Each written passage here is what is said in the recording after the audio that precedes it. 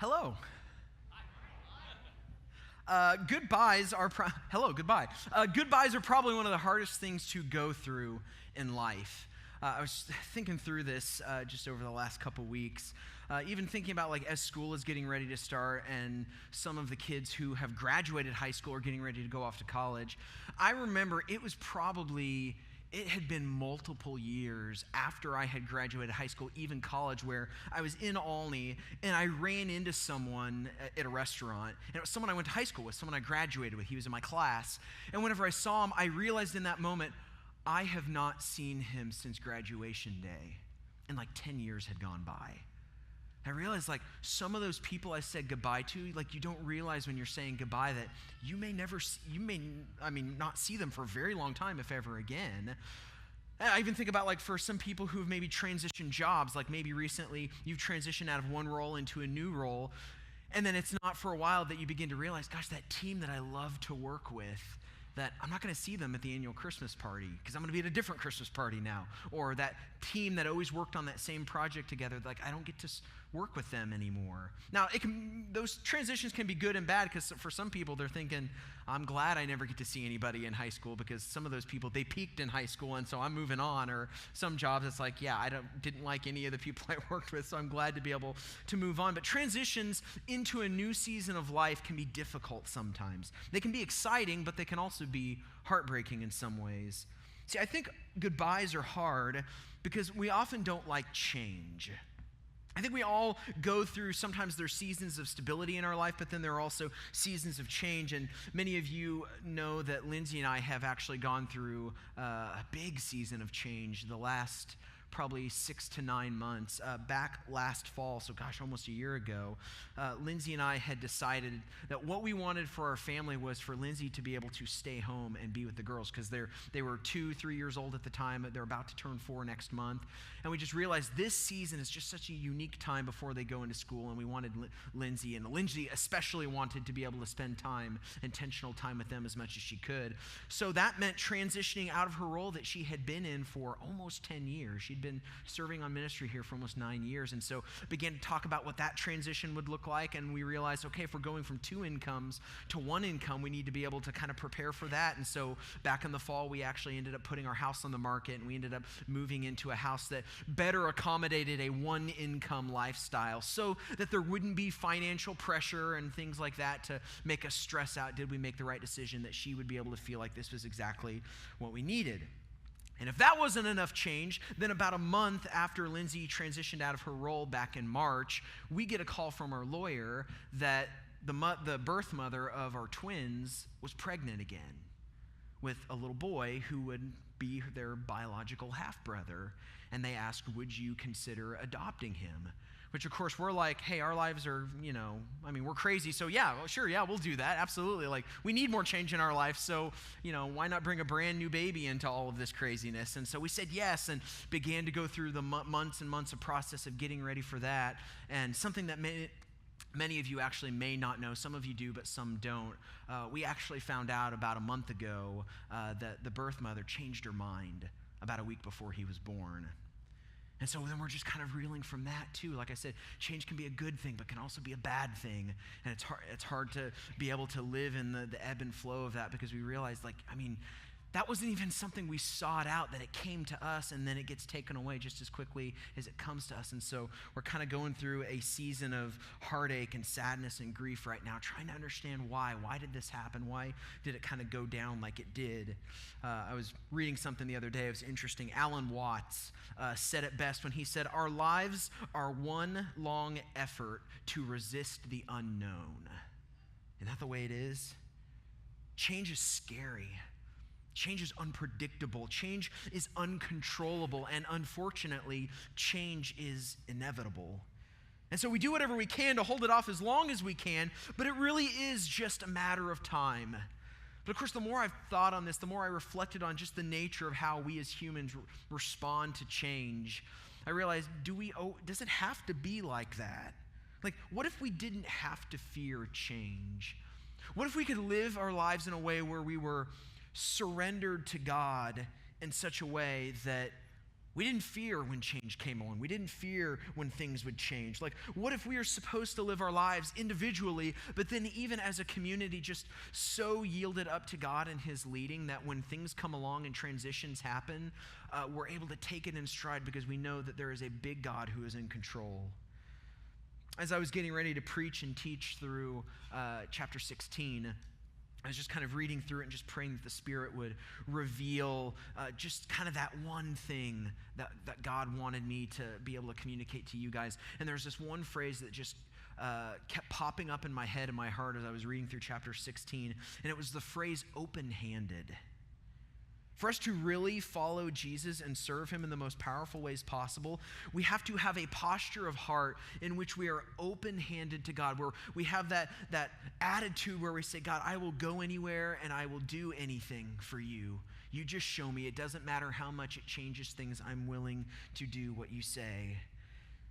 So the first thing that we find, because the Apostle Paul, he begins to kind of communicate as he's getting ready to say goodbye to the Corinthians at the end of this letter.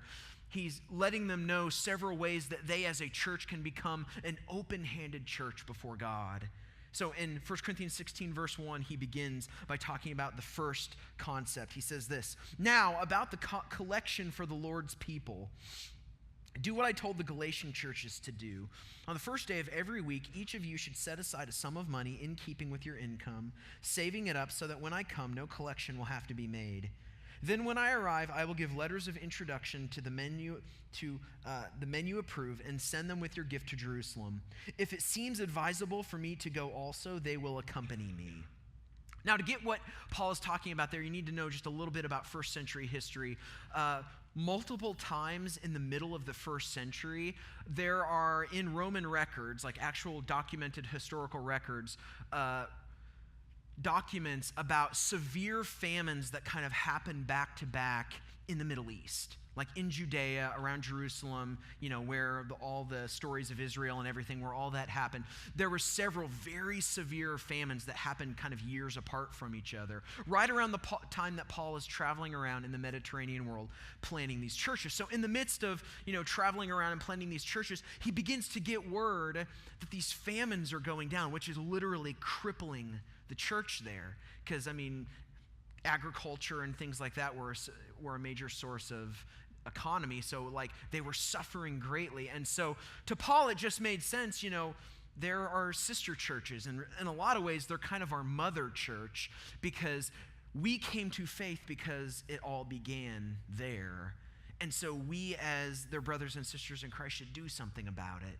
And so he begins to give instructions around that. And by doing this, he gives them a key point of what it means to be an open-handed church. And what that is he wanted them to know that an open-handed church practices open-handed generosity. And so his instructions were pretty simple, and they give us an insight into what generosity is supposed to look like in our lives. First off, we see that open-handed generosity is repeatable. Because he says, this isn't a one and done huge gift that you're going to give and then you're going to be done. No, he says no, every week when you meet, set aside a little something to send toward them. And the reason why he does that, because he could just do one giant offering and be done with it. But he knew that generosity is both a practice and a discipline. That it's not just about the material, money, possessions itself. It's also about forming something in you. Because if I say, because we hear people say that, we're like, someday when I make a lot of money, I'm going to be generous. But Jesus said, if you're faithful with little, you'll be faithful with much. But if you're unfaithful with little, you'll be unfaithful with much. Meaning, if you're not having generosity form in your heart now at your current income level, there is nothing determining you to be more generous when you make more money in the future. Because it's a discipline. It's something that has to be formed in you over time. Another thing we see is that open-handed generosity is also realistic. Because he said, he's not telling all the Corinthians, all right, you guys, they're in need. All of you sell everything you have and just give it away and we're just going to live in abject poverty. No, what he says is, in keeping with your income, set a little bit aside. Do that on a weekly basis. What he's saying is I know that, there's not just this one specific amount that everybody's supposed to give. If you make less, you give less. If you make more, you're able to give more. And so as the Spirit leads you, you give in keeping with your income. It depends on how much you have. And see, the reason why I'm bringing any of this up is because generosity is actually one of our core values. We have 5 core values that we talk about and we try to weave into all of our messages and where the core values came about is we were thinking for the token person who comes through our ministry, by the time, they become, what would it look like for them to be a fully devoted follower of Jesus Christ? And we came across these 5 things, we feel like these key things are the things that we want to see. It's worship, community, serving, generosity, and mission. If those 5 things are present, you're going to grow in your faith. You're going to be increasingly grow and become more like Jesus. And so generosity is actually one of our core values. And it has been amazing in the last 10 years I've been here to see this core value of generosity lived out in so many radical ways. If you've been here for a little while, you know that back in the summer, we actually finished paying off just the last little bit of debt that our church had for these facilities. About 14 years ago, the church had taken out a loan because they had just literally the old sanctuary they were meeting in was busting at the seams. New Hope was reaching families, was growing, and so they needed a new facility. So $1.9 million later, they built this facility. They built the 180 facility out where our student ministries have all of their big group events, and then even we had purchased some land north of our campus for, if there was ever for potential expansion. And so over 14 years, through the generosity of many people who are here still in this room, we have slowly, repeatably practiced generosity to pay that off. And then back in June, we were about $30,000 from being able to be completely debt-free. And through the gifts of several people in our community, unexpected people we weren't expecting it to come from, paid that off. And so now we are debt-free, which is so incredibly exciting. Thank you.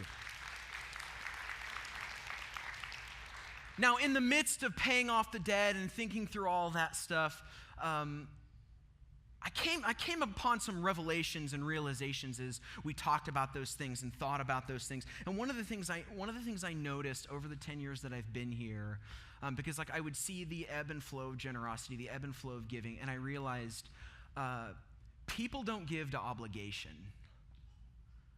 It's really easy, in the religious world, to be well, you should give, or you should give this, or you should give that, or you should give this amount, or the Bible says you're supposed to do this. And it's though there may be some truth to those statements, depending on what the statements are, people don't respond to shame and guilt and obligation very well, at least not for the long run.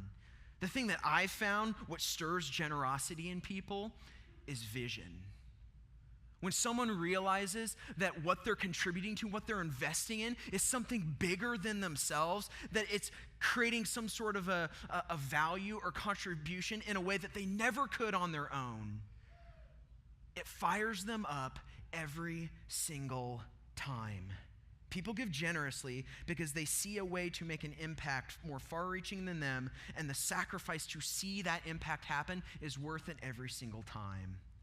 And that's why I don't think it's a coincidence that some of the greatest acts of generosity that I've seen in my 10 years here have been in the last 2 or 3 years, when we began to feel the Spirit's leading that New Hope was supposed to take our vision on mission and actually become one church in multiple locations, that we were going to become a multi-site church where we would plant other campuses in other areas. That way students and kids could be reached in those areas as well. And we began to do that while we were still in debt. And I know there are some people who had issues with that we need to be completely debt-free before we would ever do anything like that. And there was people on our staff, we struggled with that too and talked through that and prayed through that. But at the end of the day, we realized we feel like God is calling us not to wait years from now before we do something for God, but to do it now and believe that God is going to provide. And what the amazing thing is, during that process, we ended up planting an entirely new campus over in Jasper County at Newton without incurring one single more cent of debt.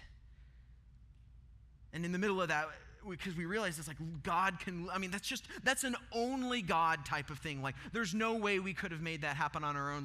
At the end of that, we're still walking away, scratching our heads, how in the world did we plant an entirely new campus while we were still paying on debt and not incur any debt whatsoever? To us, that makes no sense. It's an only God type of thing. But because of that, there is now impact going on in Jasper County that would never be able to happen if we were centered just here out of Effingham. In fact, I was talking to Jonathan just recently. Jonathan Bursch is our campus pastor there, and he was saying that they just had like their little like picnic in the park thing, and I think he said it was either 8 or 9 people were baptized at that event. It's like those people could only be reached by having boots on the ground in that community in a way that never would have been able to if we just remained where we were. And so that's why we wanted to push even harder to get out of debt, not just so we'd be out of debt and so we could get money, but we knew we're going to be able to do stuff like that more and more when we're freed up, because this is something Van has always said, that debt clouds vision. When we're shackled to this thing, it's hard for us to see the future and see the future clearly. And so we wanted to be able to get out of that as quickly as possible and never go back there again. And so at the beginning of the summer, we did. We paid it off. We're debt-free. We're so excited about what God is doing. I want to share some of those things we're excited about this morning. But we also want to invite you into that same celebration of being debt-free and just all the possibilities for that. So I'm going to be naming several dates throughout this message. So if you are a date writer downer, you may want to be ready for that or have your phone out. First date I want you guys to know, Sunday, September 16th. Because some of you have even asked me before, like, hey, what happened to our picnic in the park? Like, why didn't we do a picnic in the park this year? Well, we ended up canceling that because we're doing this event. Sunday, September 16th, that Sunday, we are going to do things a little bit different that Sunday.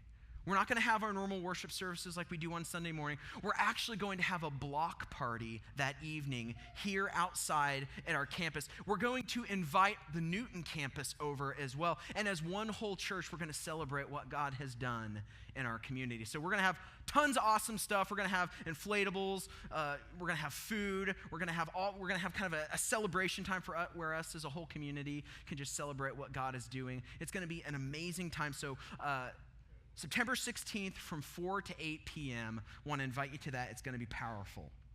Now, Paul continues talking about what it means to be open-handed in verse 5. He continues and says this. After I go through Macedonia, I will come to you, for I will be going through Macedonia. Perhaps I will stay with you for a while, or even spend the winter so that you can help me on my journey wherever I go.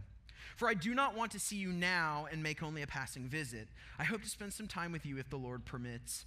For I will stay on at Ephesus until Pentecost, because a great door for effective work has opened to me, and there are many who oppose me. I'm going to come back to that verse. That verse is really interesting. More to come. When Timothy comes, see to it that he has nothing to fear while he is with you, for he is carrying on the work of the Lord just as I am.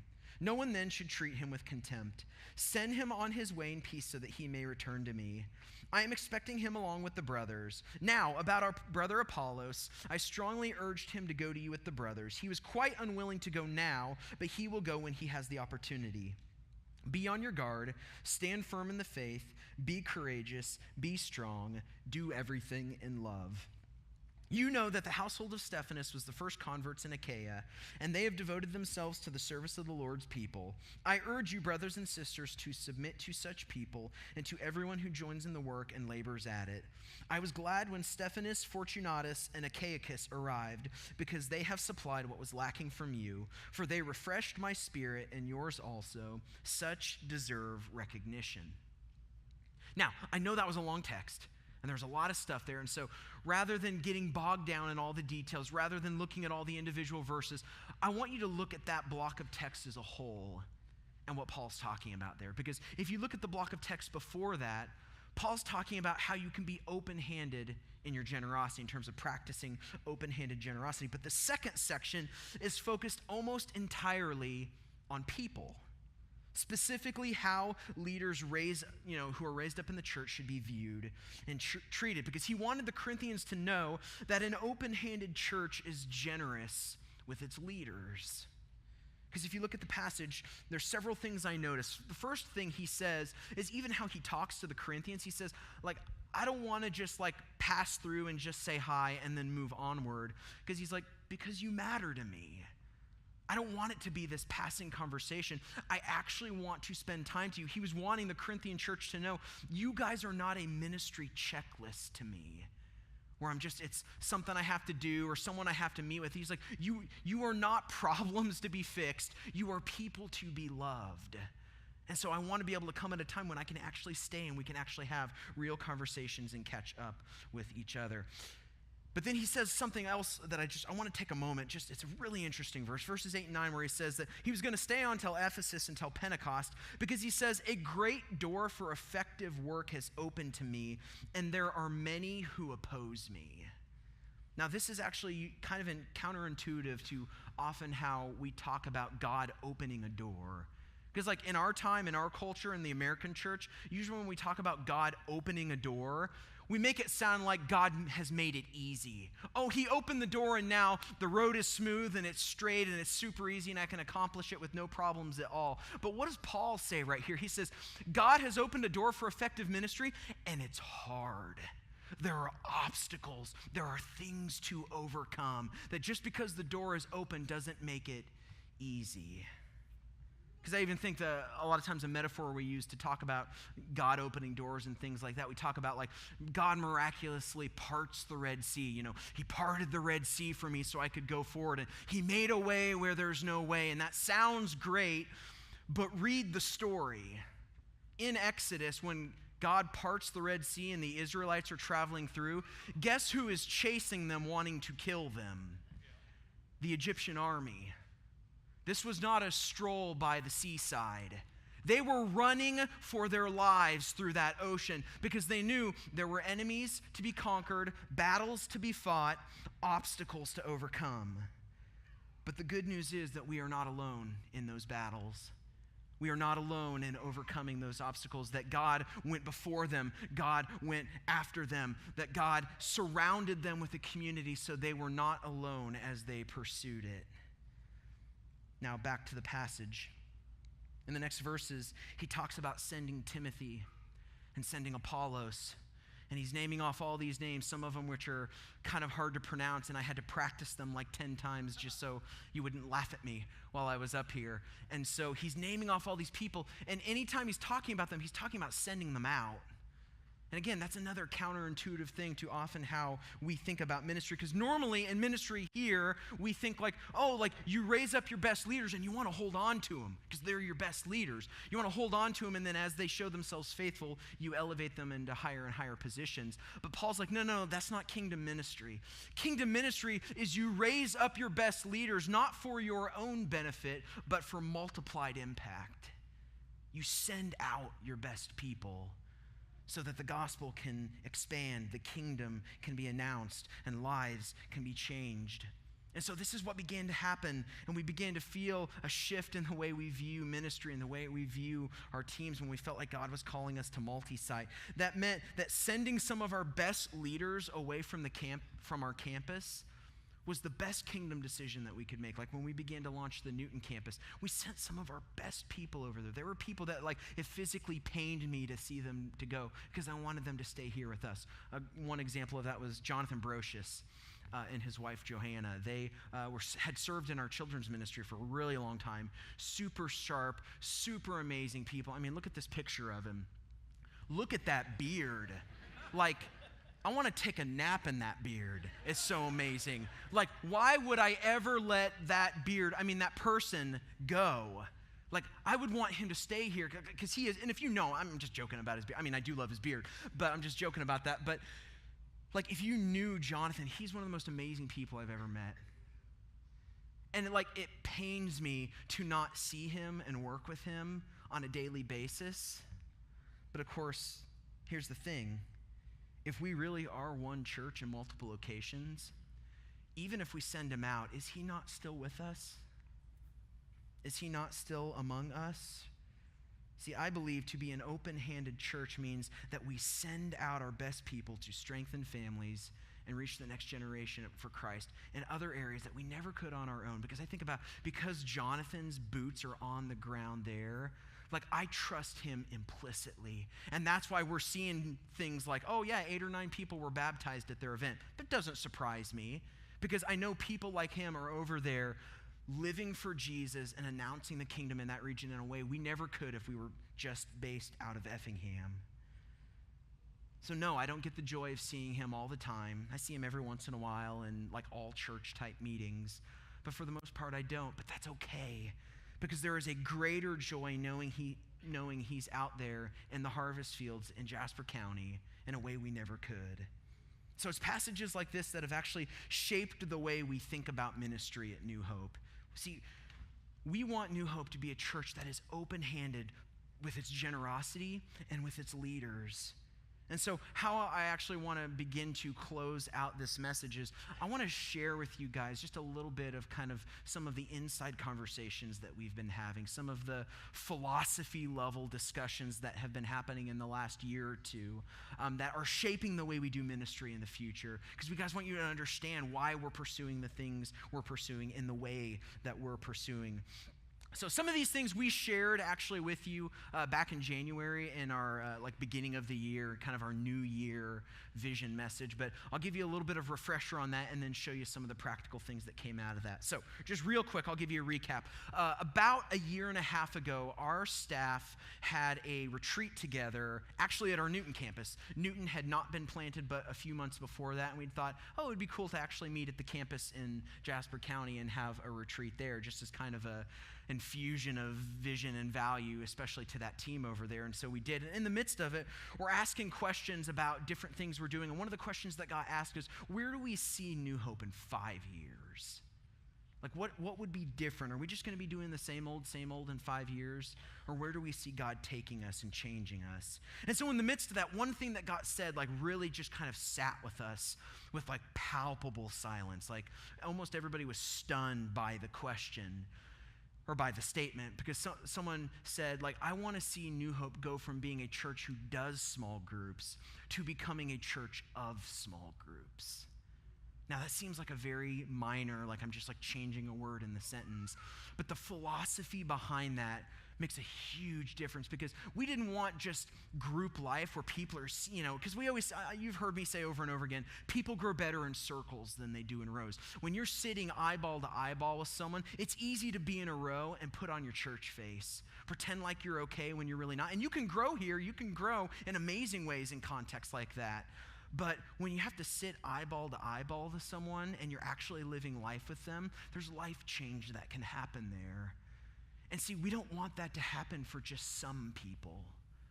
We want that to be something that's available for anybody who wants to potentially get connected into our community, that they're going deep in their discipleship. And so we actually commissioned this group to begin to kind of think through, what would it look like to begin to, number one, elevate group life within the context of our community, but then also begin to raise up new leaders, to develop leaders, because these were kind of the two things we discovered in the midst of those discussions was, number one, like we said, people grow better in circles than they do in rows. We kind of already knew that and have said that many times over a long period of time.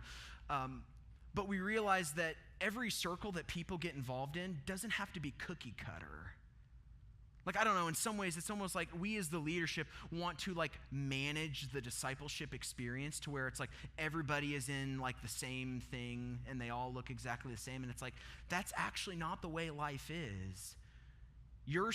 For one person, their circle and community may look very different than another person's circles and community.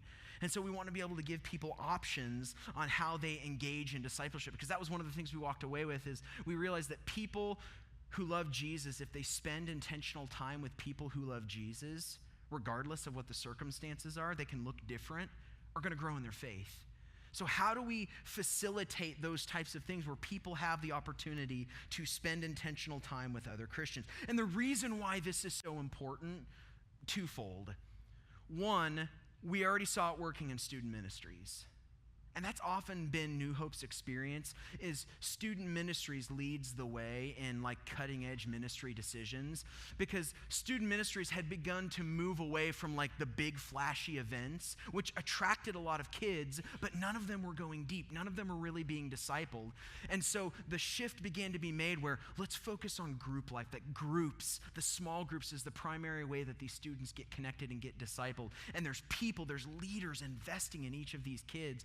And we saw this whole core group of leaders begin to rise up among them. And we saw discipleship genuinely happening. And because of that, lots of more families were coming. New Hope has been growing. We're now, I think, averaging around roughly 1,100 people between our two campuses. And that's because of the success of our vision. The next generation is being reached, and so families are coming. And that's why, honestly, many of you are here today because of two reasons. Either one, you heard rumors, you heard things about next-gen kids being reached and children's ministry and things like that, and you wanted that for your kids, and so that's why you showed up. Or two, you experienced it yourself when you were a teenager or when you were a kid. And as you grew up and began to have your own family and have your own kids, you realized, I want what happened to me to happen to them. And so here I am.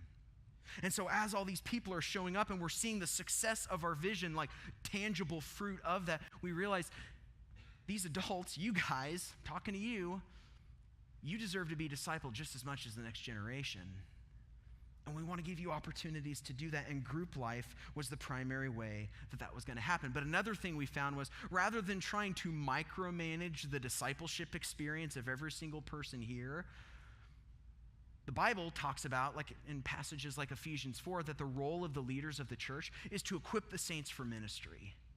And that our role is to develop leaders, develop and equip and coach leaders, give them the right type of gospel DNA, and then those leaders will make disciples themselves. That if we raise up the right types of leaders for these groups, they're going to make disciples in their groups just fine. And we don't have to micromanage that process.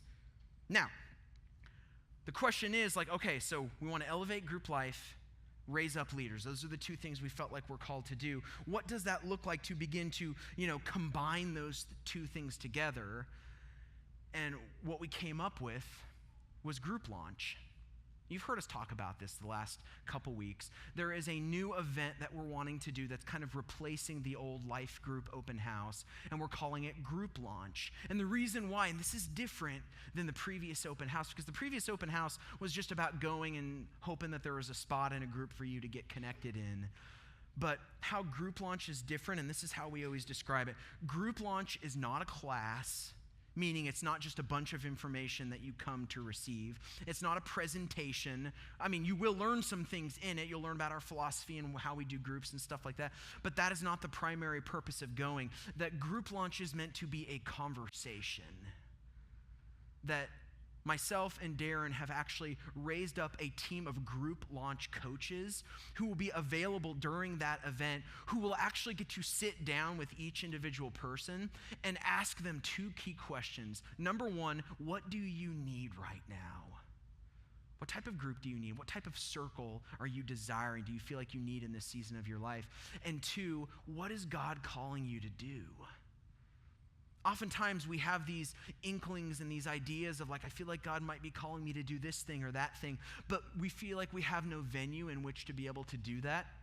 Group Launch is meant to be the venue in which we can actually assign leaders to come alongside you to help you live that out. So maybe you're like, man, I really want to get together a group who will maybe serve in our neighborhood and reach out to some of our neighbors. And it's like, okay, that's great. We will come alongside you and help you figure out how to do that. Because if that is what God is calling you to do, why would we as the leaders not equip the saints for ministry to help you accomplish the thing that God is calling you to do? So, like I said, there's several different circles that are kind of being offered at Group Launch. And I'll just briefly kind of describe what they are. Obviously, the thing that we've always offered and we're going to continue to offer is what we call our home groups. Those were kind of previously known as our life groups. Those are kind of the traditional Bible study type of small group that meet in people's homes, study the scriptures, pray for each other, do life together, spend time together. A great and very, very powerful, and for many of you, a great way to get connected in and grow in your faith and be a disciple of Jesus. But for some people, that particular format may not be the best fit for them. That may not be what they need right now. For some people, it may be like, you know what? I grow best when I'm doing something alongside someone. So maybe I need to be in something like a serve group. Because, even conversations we've had over the years is a lot of our ministry teams, children, student ministries, things like that, that team that's serving together, they are just as much a small group as any home group we've ever launched. Like, you could hold those types of leaders up to, any home group and say like, no, these people are growing in community just like anybody else. They're growing in their faith too, that they're caring for each other and living life together. So for some people, maybe a serve group is how you want to get connected in. For others, maybe it's more of a short-term, more topical-based type of thing. Like a small group that I led for a long time actually came out of a marriage ministry class we took. And it was only an 8 or 9 week class that we took together. But by the end of those 9 weeks, there was an intense community there, and many of us continued on in a small group together after that. So maybe a specialty type group that's focused on a particular topic like financial peace or calm parenting, or we had the Alpha class that was more focused on new believers. Those are great short-term ways to get new people connected in. Or maybe another way is a new type of group that we're getting ready to launch called our Connect groups. A Connect group is an activity-based interest group. And basically what that means is that you do the types of things in that group that you do in your normal life. You just do it with other people, intentionally spending time together. Maybe it's a group of guys that, hey, we're going to play basketball together once a week. And we're going to be intentional about maybe inviting some of our friends who aren't Christians and begin to cultivate relationships with them. Or I know there's one guy on staff who he's actually launching a Connect group where it's guys who go watch movies together. Because he's a cinema freak, he loves movies. And so he's just I want to find other people who like that too. And it's that's an easy way to invite someone who maybe doesn't go to church. Let's go watch movies together, and then we can go grab coffee or go grab dinner and talk about it after. And then there's other ones let's just go eat 4 or 5 couples. Let's go eat dinner together a couple times a month. These are easy ways where we're doing the types of things we always do. We're just doing them with gospel intentionality now. We're looking for the leading of the Spirit to speak into those things. So if you're interested, if you're not connected, even if you are connected, come to group launch next week, August 19th and on the 26th. It will be going on during both of the services. You're still able to sign up for some of those and check those out. And if I have not fully convinced you yet of the value of group life, we actually have collected several stories of people who have been impacted by groups. So check out these stories.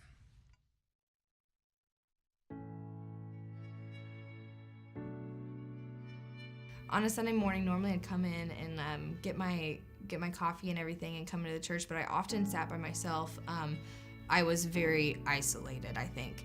But then, this past January, I joined the college group, and now I have 20 other people and 30 other people, and all these people that I am with, on a weekly basis that I get to connect to and hang out with.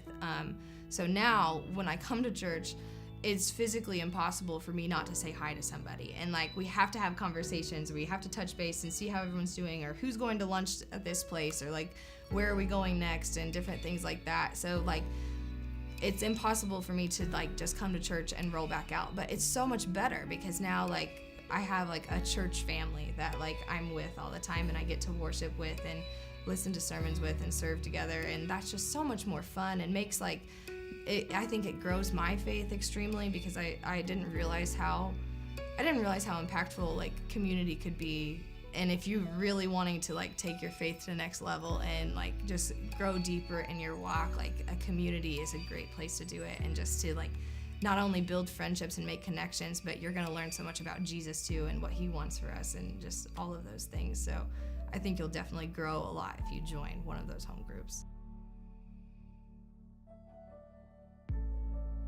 I got a lot of the message, but I was just coming to church and not following through with what I learned. So when I joined the host team, I was a door greeter, and I really liked that because I got to know everyone, not just my team members. I got to know everyone. It is not easy to come to church. We are all ready to get up and go every Sunday, and when we miss, we feel like we've missed part of our family. Even when we're on vacation, we feel a little sad we're not here. We went through a situation where I wasn't sure, our whole family wasn't sure where to turn, and one of the couples has now become really good friends of ours, and we were able to go to their house, and they prayed with us and helped us through a very difficult situation. I would say take the plunge, go do it.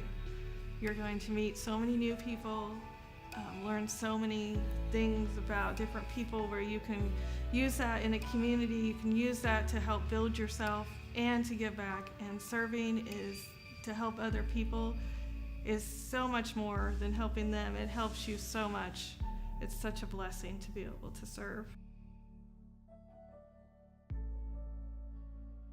Our schedule got in the way for a long, long time of getting connected. Right. Because we couldn't find something that, Tuesdays or Thursdays or Fridays were always games and things like that, so it was hard to get connected. We felt the need to really do that in order to feel like we were really part of the church, because we love the church and we love, Pastor Van and Tyler and what everybody does. I think it's great in that aspect, but then you walk out the doors and you don't really connect with anybody else until the next Sunday. So it's like we were missing that part of it. Well, we heard about Alpha. It was advertised through church on Sunday, and it just sounded like something that we would be really interested in. And it was on a day that we could do. Wednesday was a very good day for us because there's not a lot of games, since it is usually a church day. We knew certain people, but how well did we actually know them? And I felt like that obviously helped that tremendously. Like I didn't feel like you had to be in any certain place in your Christian walk. They accepted anybody that was in there. Keep trying. There's a lot of people here. Because there's a lot of people. A lot of people to connect with. Yeah, so don't give up on it just because of, one person or a couple people. Don't do that. There's a lot of good people. You're gonna find people that you connect with.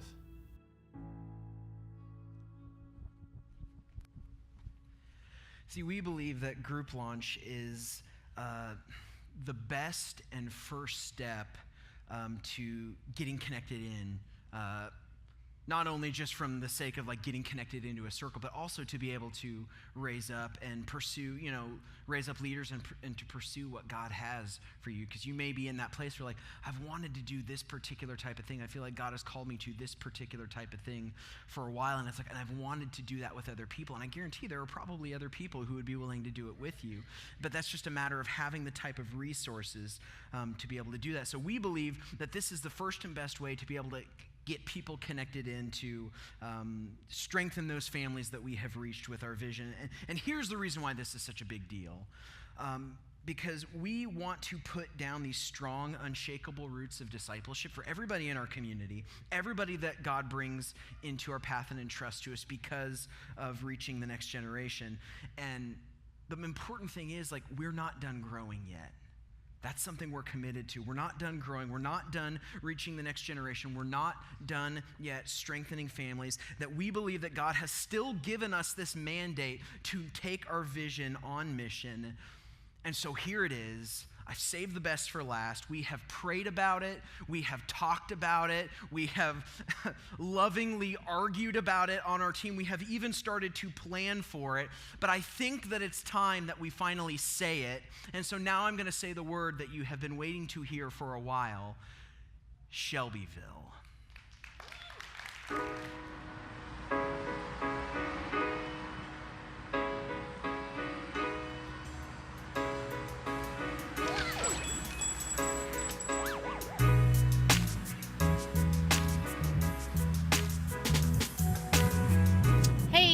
Daniels, and we're from Shelbyville, and we're going to show you around today a little bit of our hometown. We've lived here our whole lives. Born and raised Here in Shelbyville. A lot of people that we grew up with, they maybe go away for college and then start a family and come back home. Police officers, we went to school with them. A lot of the teachers are people we went to high school with. Shelbyville's probably most known for its lake in the tourism industry. Yeah, we have a lot of people. Last I heard is 1 million people that come during the summer season. It stretches from Shelbyville up to Findlay and Sullivan, so it's the biggest man-made lake. It's about 5,000 people, and then each graduating class is around 100 people. The community is really involved in sports. Really into sports. Football games are huge. Yeah, last year our football team went to the Final Four. That was a really big deal. We have a Walmart. When did we get years. that? It was a real big deal. People from Cowden, Herrick, Findlay, what else? Bethany, Beecher City. Yeah, a lot of people come here. It was a giant flamingo inflatable. It was massive. That's like Big. $100 flamingo It was right a there. Big flamingo. Yeah, this Wade is Meats. Wade's Quality Meat. Fun fact, it was a man named something Wade, and then he just sold it to someone who's my age, whose first name is Wade, so they didn't have to change the name. So that's 9th Street Beach, where a lot of people go in the summer. I went to the beach a lot in high school. Yeah, the beach. The beach was fun. And in the winter, we go sledding down this damn hill. And it's so much fun. Like, if you hit that hump on a sled, you are airborne. For sure. I haven't done it, though, since I was, like, in high school, because I'm too You're old. scared. And you have children. I have children, and I have a job, and I need working bones. We've been at New Hope for 11 years, so... Yeah, we knew that we needed something different. We decided to look around, and whenever we tried New Hope, it was the first church we tried, and we've been there ever since. I feel like a lot in our generation don't really have a church home. Like, they may have a church that they grew up with, but they don't really attend regularly, more like a couple times a year. Yeah, feels that way.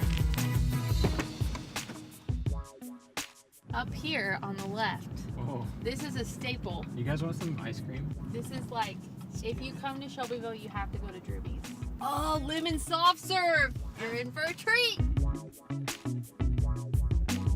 Fun fact, it's called Drewby's because their son's name is Drew. And then they sold it to another guy whose last name was Drewby. No. Hey, that's your old car. It's not. Oh. Not it. I thought the same thing. There are 2 dents on the fender on the back end. How'd those dents get there? I backed into a girl at Walmart. What I love is that, like, we are a small town, but it feels like we're a small town. You can go pretty much anywhere and see somebody that you know. Everyone's friendly. It feels safe. It feels like home.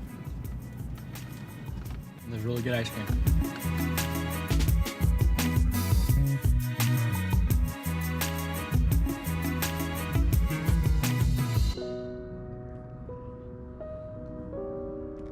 New Hope Shelbyville!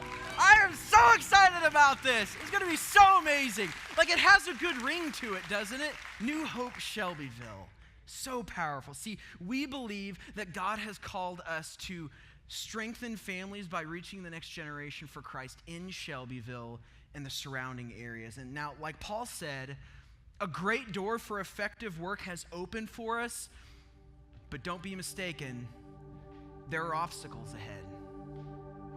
There are battles to be fought and enemies to be conquered. And see, just like there was a core of small groups that were at the center of what we did for the Newton campus, just like we had to raise up these kind of key leaders to be able to make Jasper County and their campus launch off the ground, so it will be with New Hope Shelbyville. Because I know what you guys are thinking right now. I know all the questions that are swirling through your heads because you're asking the same questions that we were asking. Well, what's the launch date? When is this thing going to start? When are we going to have a building? Like, when are we going to start having services on Sunday morning? And I can answer all of those questions if you don't mind the answer being, I don't know. Because we don't know. We don't know, and I'm okay that we don't know, and here's why. Because New Hope is more than a building. New Hope is more than a Sunday morning service. You are New Hope. The people are New Hope. And so the very first and most important thing that we want to focus on for this new Shelbyville multi-site is developing the core people. Developing group life there, people who are in circles being discipled, living life together, raising up leaders who are passionate and confident in what God has called them to do and who He has called them to reach in Shelby County. That's what we're going to focus on first. That is the most important thing. And if you really need a specific date for something, I'll throw a date out for you. October 14th. On October 14th, Sunday, October 14th, after our services, we will be hosting an interest meeting for anyone who wants to learn more about our plans for New Hope Shelbyville, as well as specific, tangible ways that you can get involved if you want to help make that dream a reality. So mark your calendars for that date and begin to pray that God would lead us. Because see, this is where we can talk about launch dates and all those kinds of things, but here's where I want to challenge you. I want to challenge you to step up. I want to challenge you to serve. I want to challenge you to give. I want to challenge you to get involved. And most of all, I want to challenge you to pray. Pray that every single step of this whole process would be led by God's Spirit, that it wouldn't be based on some sort of vain ambition or human plan, that we can have plans, but the Lord determines our steps. And so pray for us. See, I believe that the kingdom of God is busting out in Southern Illinois, that God wants to do stuff in this region that we have no idea, that the scriptures say that he can do imaginably more than he can do far more than we can ask or imagine. Do we believe that? That God can do more, I think the scriptures say exceedingly more than we can ask or imagine. And I think he wants to do that in Southern Illinois. So as we get ready to send out new leaders, reach the next generation in Shelbyville, we're not saying goodbye to people. We as one church are saying hello to a whole new harvest field. Amen? Will you stand with me? We're going to worship together, because this is something to be celebrated, something to get excited about. And so during this time, I ask you to press into the presence of God. Seek God for what New Hope is about to do and maybe what part you might play in that. Just beseech and call down the presence of God to see him begin to change lives here and all the surrounding areas. Let's lift up a holy roar right now.